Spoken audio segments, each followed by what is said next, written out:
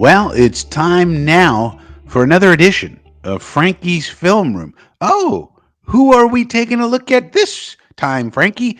Sauce Gardner, Aaron Rodgers, Garrett Wilson, Devontae Adams, Brees Hall, Quinnen Williams, Quincy Will. We got all these great guys. We can't win a football game, but we got good players on this team. So obviously, we're going to take a look at one of our superstars, right? Wrong. We're going to take a look at Eric Watts, and I'll tell you why next. Hi guys, it's Leslie. Frankie asked me to see if you would go ahead and hit that subscribe button, okay? Wait, but why not? Frankie's gonna be mad with me if you don't subscribe. Please? Pretty please? Pretty please? Thank you, sweeties.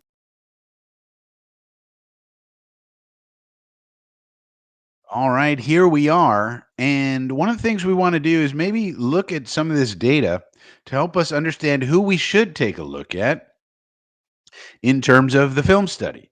So Eric Watts, we all are familiar with Sauce Gardner and William McDonald and DJ Reed and Quinnen Williams and all of these people. But some of us are probably not too familiar with old Eric Watts. Some of us may have forgotten he's even on the team, but he was our second highest graded player in the last game. So doesn't it make sense to take a look? Do we have a guy here who can help us? A young guy? Don't forget, Hassan Reddick gone next year. Sherwood, if we don't resign him, he could be gone next year. Clemens, I believe he's gone next year. Kinlaw, he's not on contract for next year. So that's a lot of people we're losing. So can we replace them in a cost-efficient manner with somebody like Eric Watts? So who is Eric Watts anyway? Well, let's go back to his scouting report. Here he is. He played at UConn, not exactly a powerhouse of football, although is the alma mater of one Dan Orlovsky. Other than that, not producing a ton of NFL talent at a UConn, but nonetheless, Eric Watt, here he is, 6'6", good arm length. Remember, you want him longer than 34 inches or so. Hand size. Eric Watts is a long and strong defensive lineman who can play across the defensive line, but needs to clean up his technique before he's an NFL contributor. So a bit of a project. Strength, length, versatility, concerns, production. One of the things about this little thing here, it prevents you from seeing the whole page. And pass rush moves. Let's turn it on again and see what happens. Oh, now it comes. Okay. Well, there you go. Connecticut's Eric Watts, a veteran player, is a key member of their defense. Well, they're not very well known, so maybe that's not such a big deal. Outstanding size and length. He plays 5 tech. He plays wide 9. He plays 3 tech. We're going to see a bit of that. From a pure physicality standpoint, Watts has a lot to like, but he lacks refinement, so he's a bit of a developmental project. Does not display a pass rush plan. And as you remember, we talked about Braden McGregor. McGregor does have a little bit of a plan. This player, not so much, according to this write-up. High effort player, good. Makes plays late in the down, fine. Good power, okay. Sets a firm edge, okay. Got to get better at disengaging from blocks and locating the football. All right, well.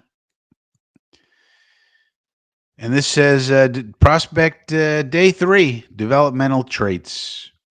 Now, day 3 means that old Brentley Weissman over here, never heard of this guy, don't know if he's good, bad, or indifferent.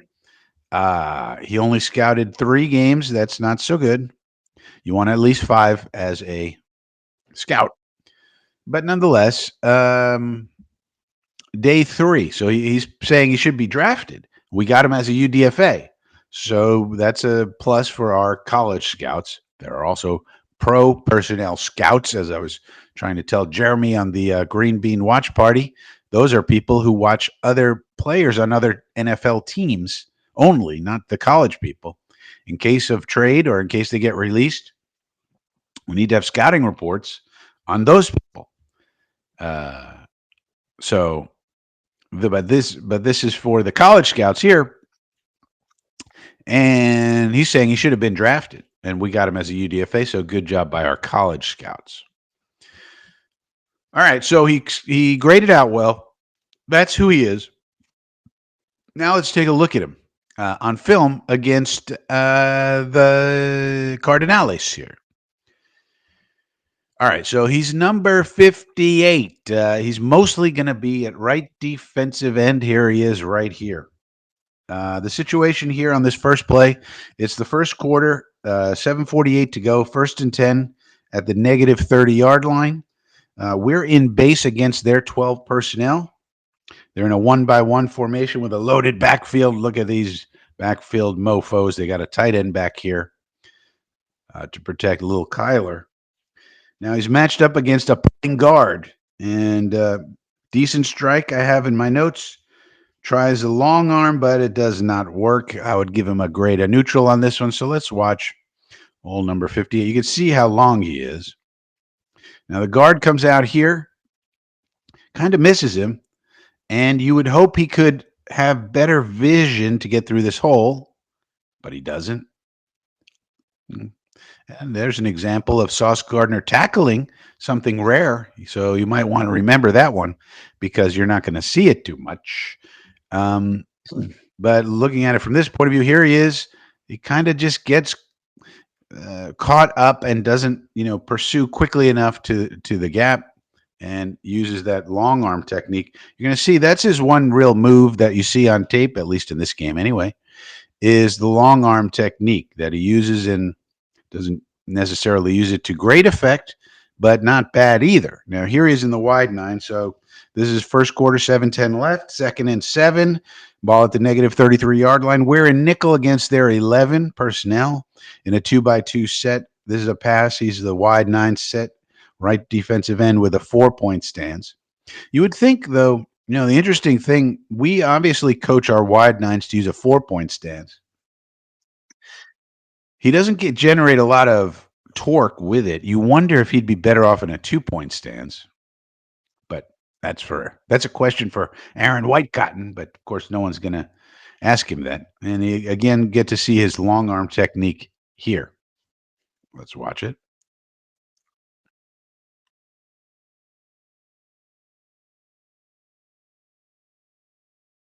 So again, you see he's trying to win with power. Of course, this was terrible coverage by our defensive backfield. You wonder what there was some sort of confusion there. Now he's trying to win with. Now this is Paris Johnson, their left tackle. So he's a very good left tackle. So this is excellent competition. So again, similar to Braden McGregor, this is not him going against tomato cans in the preseason. This is a really good left tackle. Remember him out of Ohio State. Now, so and look at that. You can see he's got some pop in his hands, and he gets double teamed. You can also see this is not good defensive backfield that's supposed to be excellent.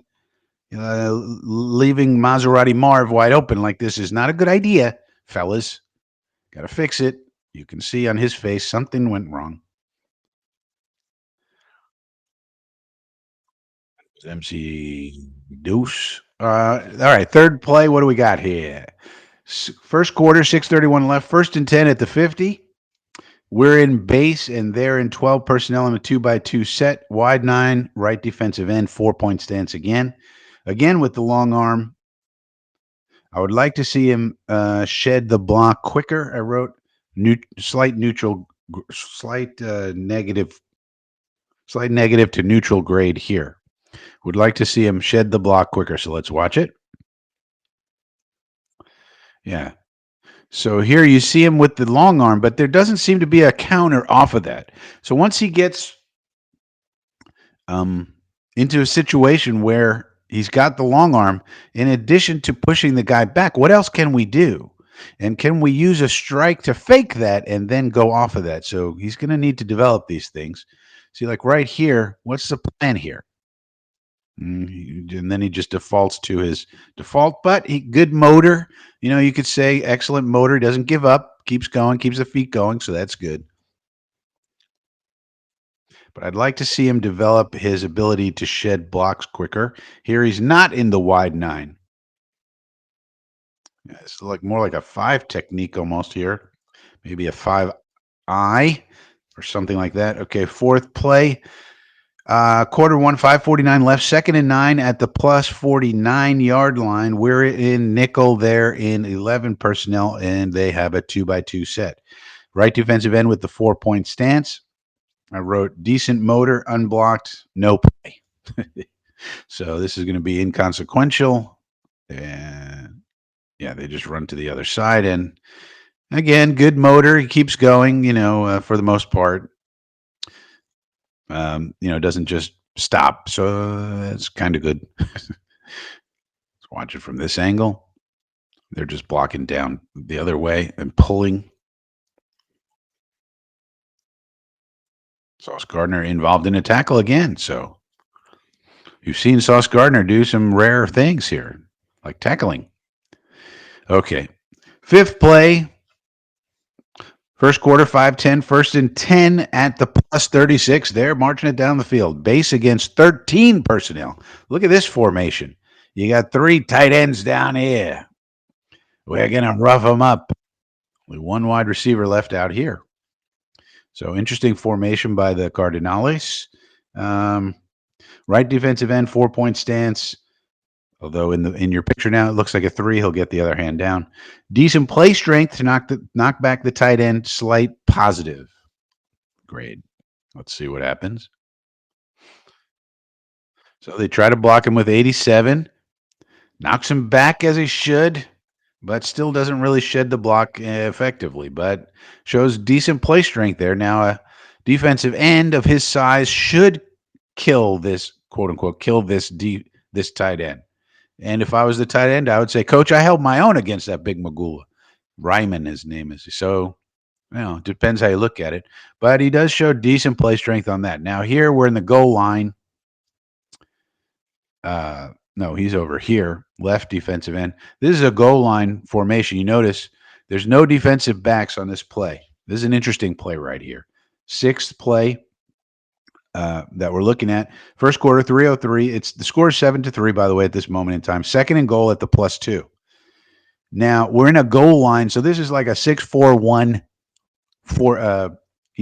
lineup for us. Very unusual. This is a goal line thing that you'd only use there, meaning 6 defensive linemen, 4 linebackers, basically all of our linebackers that we have, and Jalen Mills, and that's it. And you're going to notice Kyler sees this and goes, aha, I've got something. They start out with 22 personnel. They motion it into a 3-by-1 formation. He's on the line, no impact, I wrote. But look at this recognition by Kyler. He's like, okay, they can't cover. I got 22 personnel. So here's 1 running back. Here's James Conner. Here's 1 tight end. Here's another tight end. This is Trey McBride up here. This is his security blanket and the guy he goes to the most when he needs a reception. You also got another tight end over here. So I guess 23 personnel, actually. There's no wide receivers on the field here. 2 tight ends, 2 running backs, 3 tight ends, 23 personnel. So that's unusual. A jumbo package. We responded to that jumbo package with our 6-4-1. Kyler says, okay, great. Let me audibles it out to this. And now how are we going to cover it? We got Quincy on Connor. We got Mills on this tight end, and we got Sherwood on McBride. That is, I would say, very smart football on Kyler's part. Now he gets it right out to McBride, and you could say maybe this is holding, although you're allowed to hit him within 5 yards. But here comes the ball. It might be DPI, but they let it go, and ball's a little bit off. So execution was off, but I would give Kyler a plus on that for his recognition of what we were in and how are we going to cover this if I spread them out. So I'd say good job, Kyler, and the pass was just off, a little bit, and he couldn't catch it. Some say he should have had that even, but, pass is a little high. But I would say the recognition, and then we do the same thing here on this play. And I think, again, Kyler Murray gets a plus for his recognition of this. He's got his same thing here. He's got 3 tight ends. Here's a running back. Here's a running back. It's tight end, tight end, tight end. I think he's got an extra lineman in here as another tight end. So this would be like 14 personnel. So he's got this big jumbo package. We respond with our jumbo package. So instead of throwing this time, what does he do? Okay, let me fake it in here and just run because these are the dumbest MFers on planet Earth. We are so stupid. Of course, we fall for that. And Kyler just outsmarted us. Like, he looks at this and goes, if I run out here, there's nobody going to catch me. They're all going to fall for this fake. Again, the motion gets Mills out of there. So Mills was the only guy who could possibly respond properly to Murray running. He uses the motion to get him out of there. He knows he's got to follow him because of what he just did. And so he fakes the inside handoff. Williams would have had this tackle. And now here's old dumb Clemens. Hey, no need to look at Murray. I mean, he's not a mobile quarterback, is he? Nah. Let's just hit somebody and run around like a moron. Oh, he's out here now. Let's jog it in. No problem. These people are too stupid to know what's going on. Great coaching. Not. Okay. Next. Next play. Play 8. This is second quarter, 4:09 left, 1st and 10 at the negative 32-yard line. We're in base. They're in 12 personnel. And you see 85 on your screen running around in the backfield there. That's Trey McBride. They move him all over the place. 2-by-1 formation. Crackback on the backside misses. Plays away from him, though, so it's a neutral grade. Okay, motor. I wrote down. He's over here. 4-point stance, right defensive end. He prefers the right, I guess. I would say that's a wide 9-ish. So they bring McBride over. Doesn't really, he just sort of gets in his way. Decent motor, you see. He pursues the ball. Doesn't give up. So that was in his scouting report, and that's kind of what he does. 85 is going to come his way. Johnson goes the other way. I would not grade McBride too positively on that quote-unquote block, but nonetheless, it didn't have an effect on the play. So, sometimes you make a business decision, as they say. All right, play 9, second quarter, 3:32 left. It's now 21-6, by the way. 2nd and 4 at the negative 38-yard line. We're in base there in 11 personnel, 2-by-2 formation here. He's in the right defensive end in a 4-point stance as per usual. No effect on the play. He uses a long arm and tries to bull rush. And no effect on the play. Neutral grade. He's up here. One thing you notice with these 4-point stances, if we're in a 4-point stance trying to generate torque toward the target, that would be one thing. But you notice he lifts his hands, does not use that at all. So I don't know why the 4-point stance is not helping him, it seems to me. Oh, look at all these missed tackles. Wonderful. We set a record, by the way, for most missed tackles in a game in this game. So hooray, we set a record. Unfortunately, it's not the kind you want to set. You can see knocks Johnson back pretty good. So he's got some power to him. And this kid, I think he has potential, but he's just not there yet. As you would expect. And again, good motor. He gets in. He never gives up on the play. So that's probably his most positive trait, I would say, watching it. Okay, play number 10. Over here, quarter 3, 4:19 left, 1st and 10 at the plus 12. We're in base. They're in 12 personnel on a 2-by-2, no effect, neutral grade. On this, I wrote Clemens is the emo stick outside. Okay, so this must be an RPO. Let's watch this play. No, he's up here. Clemens is down here, left defensive end.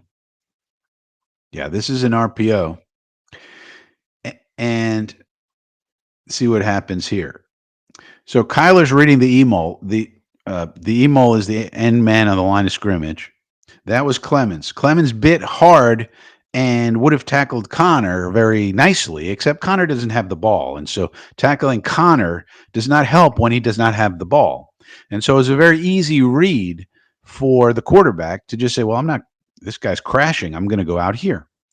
Now, maybe he's coached to do this because the idea is that the safeties have to backfill or that Quincy's got to backfill. But the way I see it, you have all these defenders in here, right? So if you're the emo, why are you crashing? You got your buddies over here. If he gives it to Connor, wouldn't you want to hold the edge here unless you're absolutely certain that he's given it? That's the part I don't get. Why would you coach Clemens to crash ever when all the help is to his right, to the field side? And out here is nobody. I mean, all we got to do is worry about one guy here. This guy's blocked.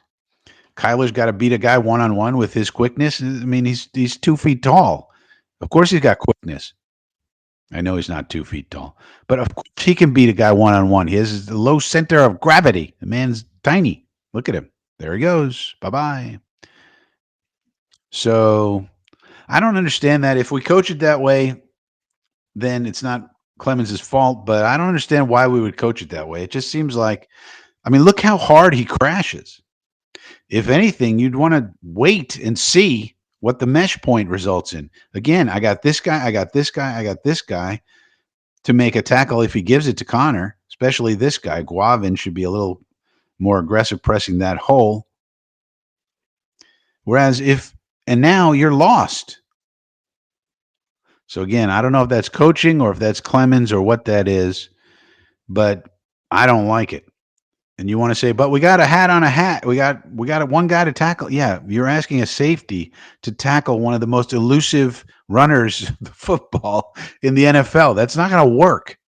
And they have a blocker for Quincy, so they even have a blocker for Sauce. It just seems stupid to me. But what do I know? We pay these people millions of dollars to coach this freaking team. All right, here's an interesting play. 11th one. We got one more after this. Fourth quarter, 2 minutes to go. 2nd and 9 at the -34. We're in base. They're in 12 personnel, 2x2. This is interesting because he's the left defensive tackle. So, he's mostly an end, but we're trying him at tackle too. And if I were the Jets, I would try this out more. Let's see what this kid can do as a defensive tackle. We have a weakness there going into next year. He's double teamed, fights through, somehow doesn't wrap and allows to escape. Good motor and pursuit. This is a negative play, so he should have made the tackle here, even though he's double teamed. So let's take a look at it. Double team, but fights through and somehow does not wrap that ball carrier up. I don't know how that happens. Again, that could be a football intelligence thing. That could just be a feel and instinct thing. Let's look at it from this angle to see if we can determine double team, but fights through. Good job there, and then just somehow lets him go. Very strange. So I would love to look in a coaching meeting and say, okay, what happened there, Eric? Why didn't you just wrap the dude up? You had him. You did your hard. You did the hard part. You fought through the double team, right? But wrap the guy up. That's all. All right. Last play. Fourth quarter. 1:14 left. 3rd and 3 at the -40. Base versus 12 personnel. 3-by-1 formation. Counting it a 3-by-1, even though these two are on the line. You might say it's a 1-by-1. But you have two eligible receivers down here, tight ends, on this side of the line. So you call it different things. Some might call this 1-by-1 because these guys are attached to the line, so to speak. But they're on the same side, so I call it 3-by-1. He's the right defensive end. No effect on the play. Neutral grade.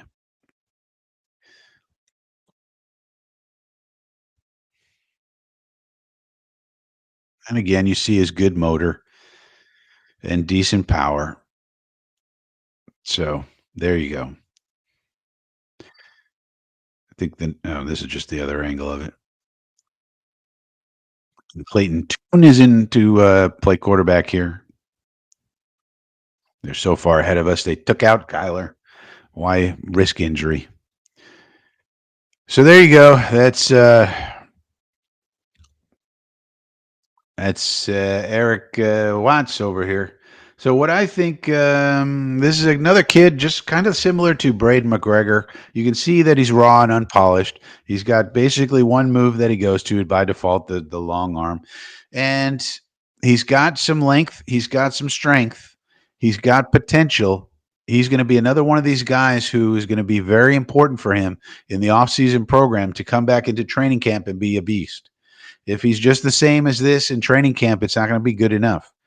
You know, you can't be staying the same. If you stay the same, you get worse, as they say in the NFL. He has to improve.